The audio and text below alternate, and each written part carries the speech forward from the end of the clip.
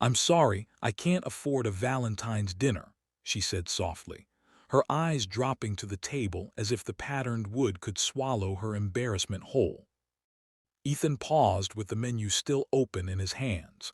The restaurant was glowing with red and pink lights, heart-shaped decorations dangling from the ceiling, couples laughing over candles and wine. Valentine's Day. The worst possible night for a blind date if you were already nervous, and apparently if money was tight. He studied her for a moment.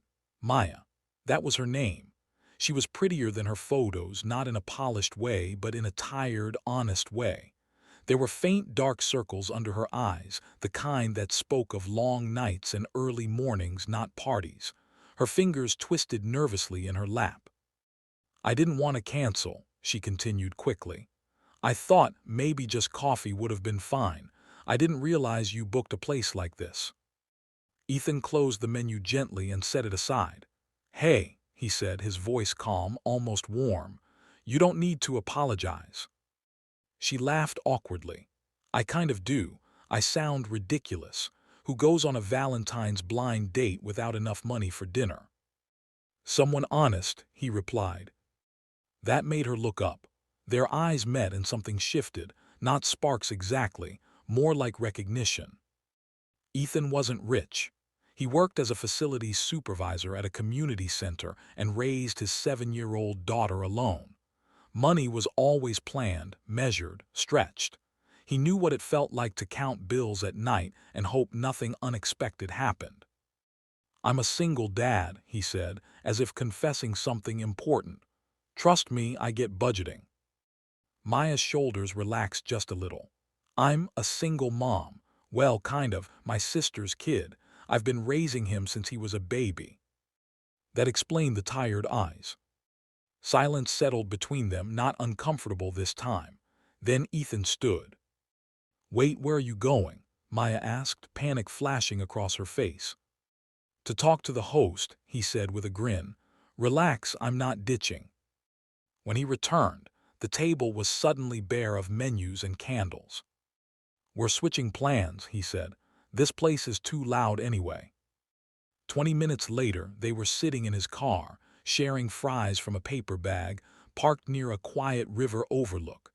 The city lights reflected on the water, soft and steady. Maya laughed, really laughed, for the first time that night.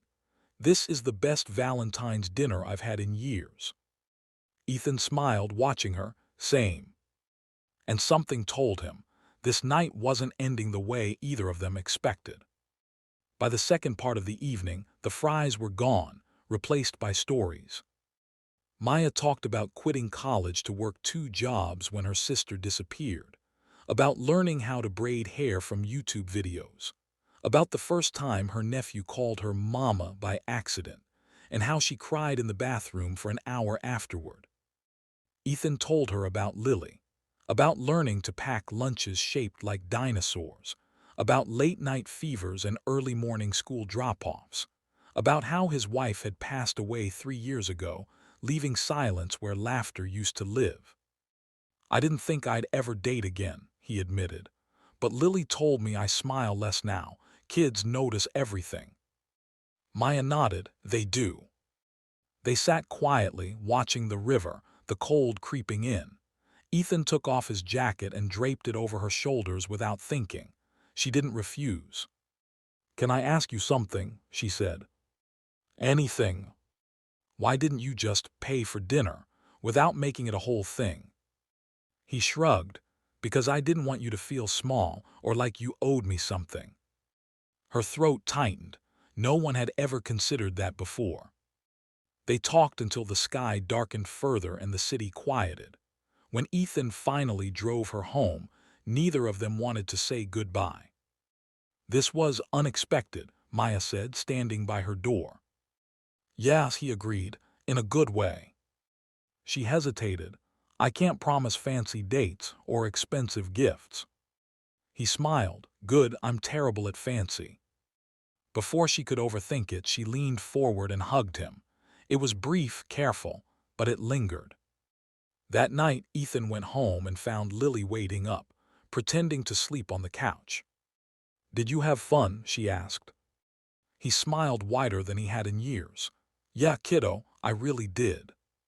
Weeks passed. Their dates were simple, grocery shopping together, homework nights with both kids at the table, walks in the park, no pressure, no pretending. On a rainy evening in March, Maya showed up at Ethan's door holding a small paper bag.